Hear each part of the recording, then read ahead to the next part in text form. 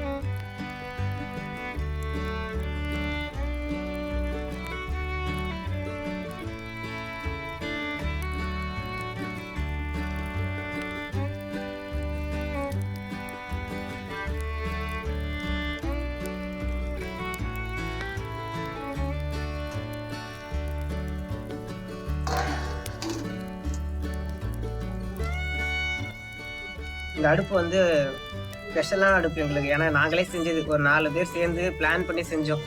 இதில் வந்து நிறைய இருக்குது. இதில் வந்து இன்னும் வேணும்னா அந்த மாதிரி கடாயை வச்சு செஞ்சுக்கலாம், சட்டி வந்து செஞ்சுக்கலாம். ப்ளஸ் இந்த மாதிரி கிரில் நெட்டு நாங்கள் வச்சுருக்கோம். அந்த கிரில் நெட்டு இதில் வச்சுட்டு ஏன்னா டேரெக்டாக வறுத்துக்கலாம், லைக் கிரில்லு மாதிரி. அதுக்கப்புறம் மேலே இங்கே வந்து இந்த ஸ்டாண்ட் வந்து எதுக்குன்னா, இங்கே வந்து இந்த மாதிரி கம்பி வச்சுட்டு ஒரு சிக்கன் பீஸ் வந்து தொங்க விட்டுடலாம், சுட்டு சாப்பிட்ற மாதிரி. ஸோ நிறைய ஃபெசிலிட்டிஸ் வந்து இங்கே நாங்கள் செஞ்சுருக்கோம். இதில் இந்த அடுப்பு வந்து அழகாக எங்களுக்கு பண்ணி கொடுத்தது வந்து ஆஞ்சநேயர் விக்ரம், என்னோடய க்ளோஸ் ஃப்ரெண்டோட பேர். அவர் தான் எங்களுக்கு வந்து செஞ்சு கொடுத்தாரு, ஆஞ்சநேயர் விக்ரம். ஸோ வந்து அவங்களோட கம்பெனி பேர் வந்து நிலா ஃபேப்ரிகேஷன்ட்டு வச்சு ரன் பண்ணிகிட்ருக்காங்க.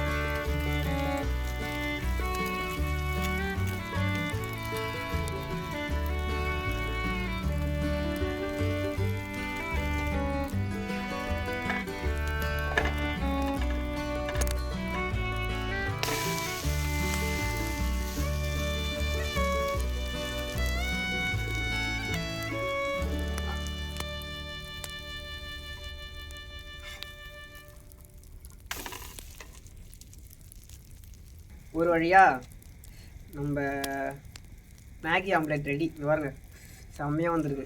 ஒன்று வந்து பெப்பர் தூக்கலாக, ஒன்று வந்து நார்மலான பெப்பரில் இருக்குது. பார்க்கவே நல்லாயிருக்கு, ஸ்மெல்லும் செம்மையாக இருக்குது. நான் வந்து டேஸ்ட் பண்ணி பார்த்துட்டு எப்படின்னு சொல்கிறேன். யோகு பாவம் தூங்கிச்சு, அதுக்குள்ளே தூக்கம் வந்துச்சு போல், அதனால் சூடாக இருக்குது. பாருங்க அப்படியே தனியாக அழகாக வருது. ஆஹா, நான் வந்து டேஸ்ட் பண்ணுறேன்.